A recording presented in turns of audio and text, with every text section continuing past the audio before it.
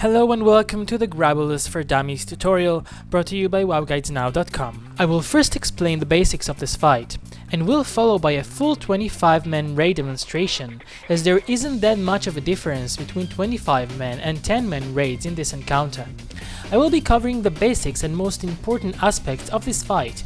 For more information and discussion on the topic, please click the link in the movie description to be redirected to wowguidesnow.com. Grobbulus has earned the reputation of a hard boss, but as you'll see, he's not really hard, just a bit tricky. Grobbulus requires the whole raid to be aware of what's happening around them all the time. You will have a lot of time to kill him though, so as long as the raid relaxes and put high priority to awareness over DPS, you should be fine. The best place to start tanking him would be next to the stairs. Here is an example of a raid member range pulling him all the way down the stairs. Once there, the tank starts pulling Grobbulus along the walls of the room. That's because Grobbulus will drop poison clouds where he stands. These poison clouds will get bigger over time and will make a lot of damage to anyone inside them. Now the tricky part starts when Grobbulus will inject raid members, making them drop poison clouds themselves. Soon enough, the whole room will be filled with poison clouds, which may trap your tank and cause heavy damage to raid members. To avoid that, your tank should pull Grobbulus in such a way that the poison clouds will have gaps between them. In those gaps, injected raiders will drop their own injections.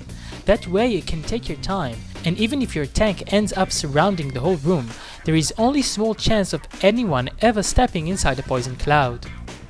Please note that the poison clouds will stay there for a few seconds after he dies, so don't run and loot him as soon as he dies, or you might find yourself dead and mocked at the same time.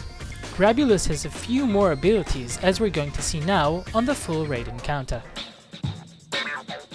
Here's Grobbulus. This time we're gonna pull him right from the middle of the room. That's not advisable, but that is doable. He's being pulled all the way to the stairs. And here's the first player getting injected. He's running all the way to the stairs to release his injection, and in the middle of the room you can see the circle of the gas cloud. That's a gas cloud that Grobbulus himself dropped on the floor. As you can see, it's getting quite big. Here's the second player getting injected, and there will be more raid members injected throughout this fight.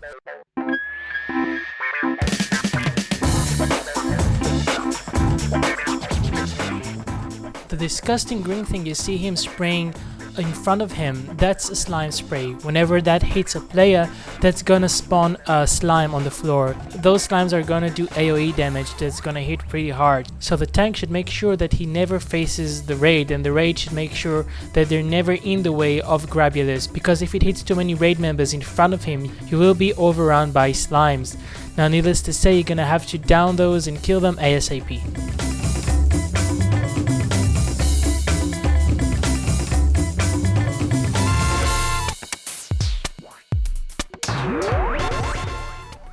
And now I'm injected. Now remember, you have 10 seconds from the moment that you've been injected until you actually release. You don't want any healer or any other character that's able to cleanse your poison to do that before you got to where you need to release.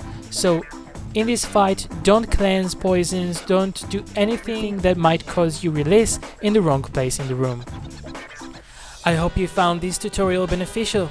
As always, you can click the link in the movie description for additional information and discussion on wowguidesnow.com. I would like to thank Resurrection Guild, you rock! Until next time, have a good raid and killer drops!